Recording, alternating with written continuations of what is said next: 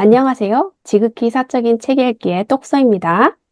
안녕하세요. 독서하는 자 똑자입니다. 네, 저희는 새로운 책으로 시작합니다. 바로 편안함의 습격. 이 책은 이동진 작가님이 추천을 했는데 마침 똑자님이 같이 읽자고 해서 시작한 책이고요. 먼저 똑자님이 해주시겠습니다. 네, 제가 저자 소개와 일부에 아주 힘들어야 한다, 그러나 죽지 않아야 한다에 33일, 35, 55 혹은 75, 0.004%, 800개의 얼굴에 대해 이야기하도록 하겠습니다. 네, 먼저 저자 소개를 하도록 하겠습니다. 작가는 마이클 이스터인데요. 그는 행동 변화 전문가이고 건강과 운동 분야의 저널리스트이자 작가, 그리고 탐험가입니다. 미국 네바다 대학교 라스베거스 저널리즘학과의 교수이기도 하고요. 맨스 헬스의 기고 편집자이자 아웃사이드의 칼럼니스트로 활동하고 있습니다. 여기 이 PPT의 사진을 보시면 뒤에 큰 사슴뿔을 메고 총을 들고 있는 모습을 보실 수 있으실 텐데요. 이분이 이 책을 쓰기 위해서 실제로 33일 동안 그 사냥을 나갔다 온 내용을 저희들이 함께 읽게 되겠습니다. 이 책을 먼저 좀 소개를 해드리자면 편안함의 습격이고 영어로는 Comfort Crisis입니다. 편리와 효율, 멸균과 풍족의 시대가 우리에게서 앗아간 것들에 관하여 라는 부제를 달고 있고요. 이 마이클 리스터가 실제로 썼던 글인데 이 아래를 보시면 그 작가 저는 현대의 편안함과 편리함이 비만, 만성질환, 우울증, 무의미함과 같은 가장 시급한 문제들과 어떻게 연결되어 있는지, 그리고 편안함 영역 밖으로 나오면서 전반적인 정신적, 육체적, 정신적 웰빙을 극적으로 향상시킬 수 있는지 조사합니다. 이를 위해 전 세계 3만 마일을 여행했고 하버드 연구원과 아이슬란드 유전학자부터 불교 라마와 특수부대 군인에 이르기까지 다양한 전문가들을 만났으며 알래스카 외딴 지역에서 한 달 이상 사냥을 했습니다. 하면서 그 작가와 작업에 대해 더 알고 싶으면 여기 홈페이지도 운영하고 계시고 인스타그램도 있으시더라고요. 그러면서 이게 5년 전에 이 책 나오기 전에 쓰셨던 글인데 어떤 질문이든 답을 해준다고 하세요. 그래서 되게 사람들과 소통하고 실제로 변화가 일어나기를 바라면서 쓴 책인 것 같습니다. 그래서 여기 책에서 얘기하고 싶은 주제가 이제 아래 있는데요. 더 편안하게 사는 것이 정말 더 나은 삶일까? 우리는 너무 편안해진 것은 아닐까? 더 나은 삶을 원한다면 때로는 일부러 불편해져야 한다. 라는 주제를 가지고 이 책을 쓰셨습니다. 다음은 세부 내용을 같이 보도록 하겠습니다. 먼저 1부의 제목이 되게 인상적이었는데요. 아주 힘들어야 한다. 그러나 죽지 않아야 한다. 보통 현대에 저희가 살면서 죽음을 상상할 수 있는 경우가 별로 없는데 이 책을 읽으면서 어떤 게 있는지 한번 보면 좋을 것 같습니다. 그래서 저는 여기 33일 알래스카 술록 사냥의 출발, 35, 55 혹은 75, 0.004%, 800개의 얼굴 이렇게 네 가지 주제에 대해 말씀드릴 예정이고요. 똑사님이 18m, 50대 50, 50, 70 혹은 90, 150명, 163km, 시속 110km를 얘기해 주시겠습니다.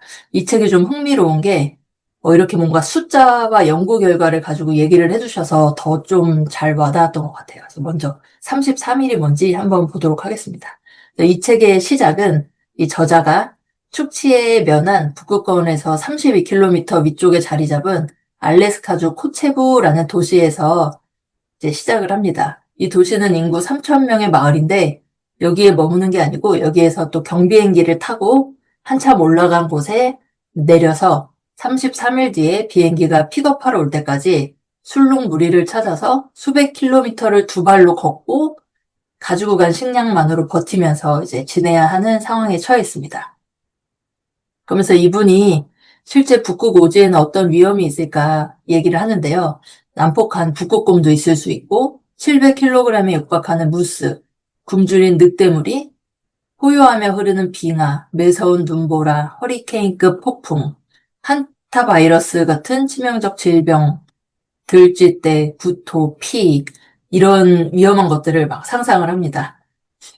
예를 들어서 미국 서부에서 죽는 방법이 100만 개 있다고 하면 알래스카 오지에서는 200만 개쯤 될 것이다. 그리고 현대 이 도시에서 누릴 수 있는 모든 편안함이 사라지고 많은 위험에 이제 직면해 있는 생활을 하게 되는 거죠. 이 여행은 혼자가 아니고 어류 및 야생동물 관리국 소속 생물학자인 도니라는 분과 그 도니와 함께 사냥 과정을 촬영하는 윌리엄과 함께 이제 세 명이 출발하게 됩니다. 도니는 1년 중 6개월을 알래스카에서 보내고 사냥을 하고 그 장면을 촬영을 해서 기록으로 남기고 뭔가 이 자연과 사냥에 대해서 사람들에게 메시지를 주고자 하는 분인데요. 뒤에 책을 보면서 이제 알아보면 좋을 것 같습니다. 그리고 그 다음 제목은 35, 55 혹은 75인데요. 이게 뭘까 조금 궁금하긴 했어요.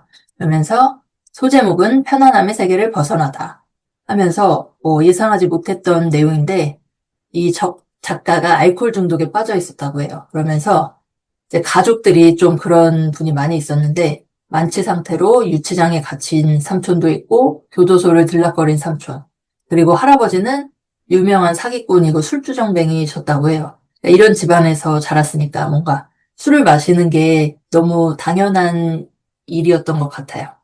그러면서 이 책을 쓰기 10년 전에 본인이 꽤 이름 있는 잡지에 건강 저널리스트로서 더 나은 삶을 사는 방법을 전파하면서 이제 기사를 쓰고 이렇게 살아야 된다라고 말했지만 실제 본인은 주말에 내 차가 어디 있지? 하는 몇 번의 순간들과 여기저기 부러진 뼈, 폭음의 굴레에서 살고 있었다고 해요. 그러니까 평일은 저널리스트로서 되게 멀쩡하게 보이게 살았지만 주말만 되면 알코올에 빠져 있었던 거죠. 이분이 알코올을 어떻게 설명했냐 하면 불안한 상황과 생각, 감정으로부터 나를 잠재우고 덮어주는 편안한 이불 같은 느낌이었다고 해요. 이게 좀 저한테는 신기하게 느껴지긴 했거든요. 저는 술을 조금만 먹어도 얼굴이 빨개지고 그래가지고 어떻게 알코올이 이렇게 편하게 느껴지지? 했는데 이게 너무 당연한 삶이어서 그러셨던 것 같고요. 그러면서 28세가 된 어느 날 아침에 위스키가 뒤섞인 토사물을 뒤집어 쓴 채 고통과 함께 깨어났어요. 근데 그때 들었던 생각이 이런 상태로 계속 가다가는 곧 일자리도 잃게 되고 내가 가지고 있는 차, 집, 돈 다 잃은 미래가 떠오른 거예요. 그래서 내가 35, 55세, 75세 언제 죽을지도 모르고 어떻게 살고 있을지도 모르겠다라는 생각을 해서 금주를 시작했다고 해요. 처음에 금주할 때 너무 힘들어서 힘들었는데 그 안에서 나는 그리 중요한 존재가 아니라는 깨달음을 얻게 되고 그걸 받아들이고 좀 편안해졌다고 해요. 그러면서 이 책의 주제를 좀 얘기하시는데 우리 보통 도시에 사는 일반적인 직장인들은 아침에 일어나면 뭐 차든 지하철이든 버스든 에어컨이 나오는 시원한 이동 수단을 타고 나가고 직장에서도 뭐 시원하거나 따뜻한 곳에서 머리로 일하는 일이 더 많고 저녁이면 편하게 배달이나 포장을 해서 고칼로리 음식을 먹을 수 있고 소파에서 그냥 TV를 시청하면서 지낼 수 있는 상황에 놓여 있죠. 그래서 이 작가가 생각한 육체적 불편함이라고 하면 그냥 헬스장에서 하는 운동 정도인데 그것도 시원한 에어컨이 나오는 곳에서 운동을 하고 보통 사람들이 러닝머신을 뛰더라도 집에 갈 때는 계단이 아니고 엘리베이터를 타고 이동을 하죠. 그러니까 운동하러 갔을 때 빼고는 많이 걷지 않고 그냥 편안하게 살고 있어요. 그래서 이런 편안함을 포기하면 나는 어떻게 될까라는 의문을 좀 가지고 이 책을 시작했다고 보입니다. 그 다음 제목이 0.004%인데요. 본능적이며 진화적인 게으름. 인류가 수백만 년 동안 살아오면서 우리가 지금 말하는 스트레스가 과거 250만 년 동안 살았던 인류에게는 거의 죽음이었던 거죠. 먹을 거를 구하지 못하면 죽고 길을 가다가 위험한 동물을 만나서 내가 공격을 당하면 죽고 뭔가 음식물을 잘못 먹으면 그러니까 뭐 버섯이나 예전에는 뭘 먹으면 안 되는지 몰랐을 때 먹고 죽는 경우도 많고 뭔가 상처가 나면 감염이 돼서 사망하고 이런 식으로 인류는 항상 죽음에 대한 위험에 노출돼서 살아왔다고 합니다. 여기서 나온 게 좀 인상적이었는데 250만 년 전에 우리 조상인 호모 하빌리스에서 진화했고 그때는 지금 모습과는 많이 다르고 뇌의 크기도 절반 정도였다고 해요. 그리고 180만 년 전에 호모 에렉투스가 등장했고 수렵 채집 사회와 불을 사용하고 추상적인 사고를 했을 것으로 추측이 됩니다. 저는 호모 사피엔스 2, 30만 년 전부터 인류가 있었다고 생각을 했는데 250만 년 전이라고 해서 정말 오래됐구나 하는 생각을 좀 했습니다. 그래서 우리가 보통 많이 듣는 70만 년 전에 호모 네안데르탈렌시스, 그들은 우리보다 큰 뇌를 가지고 있었다고 하고요. 도구도 사용하고 불도 사용하고 집을 짓고 옷을 만들고 창을 이용해 사냥도 능숙하게 했으니까 아마 우리가 상상하는 인류와 비슷한 모습으로 살았던 것 같습니다. 그리고 2, 30만 년 전에 호모 사피엔스가 등장을 했고 복잡한 도구, 언어, 도시, 화폐, 농업, 운송 체계 등을 개발하고 지냈죠. 근데 우리가 인류 역사가 보통 기록된 게 5천 년 정도라고 하면 그 이전에 이제 이렇게 인류가 살아왔고 우리가 지금 누리고 있는 자동차, 컴퓨터, TV, 냉난방기, 스마트폰, 초강공 식품 같은 이런 편안함과 편의 장치는 100년도 채 되지 않았습니다. 생각을 해보면 그쵸, 조선시대나 뭐 일제강점기, 대한민국 같은 경우에는 뭐 6.25 전쟁 전엔 이런 거 상상도 못했으니까 대한민국에서는 진짜 5, 60년 정도 전에 이제 이런 편리함들이 생겨났던 것 같고요. 그래서 이걸 보면 이렇게 지속적인 편안함의 역사는 250만 년 중에 100년이라고 치면 0.004%라고 합니다. 이렇게 250만 년 동안 인류는 불편함과 생존의 어려움, 그리고 태생적 배고픔에 직면해서 살아왔습니다. 그런데 이제 1920년대에 라디오가 나오고 50년대 TV가 나오면서 뭔가 권태의 탈출구가 되어줬고 2007년 6월에 아이폰이 탄생해서 인류는 따분함과 영원히 멀어지게 되었습니다. 이걸 보고 조금 인상적이었던 게, 저도 요새 자꾸 느끼는데 너무 핸드폰을 많이 보는 것 같아요. 그러니까 뭔가 어디 뭐 전철을 타고 잠깐 기다리거나 아니 뭔가 기다려야 될 시간이 생겼을 때 나도 모르게 핸드폰 화면을 열고 특별히 할 게 없는데도 거기서 시간을 보내고 있는 거를 좀 그러지 말아야지 하는 생각을 요새 자주 하고 있는데 이 책을 계속 읽으면서 그런 습관에서 좀 벗어날 수 있으면 좋겠습니다.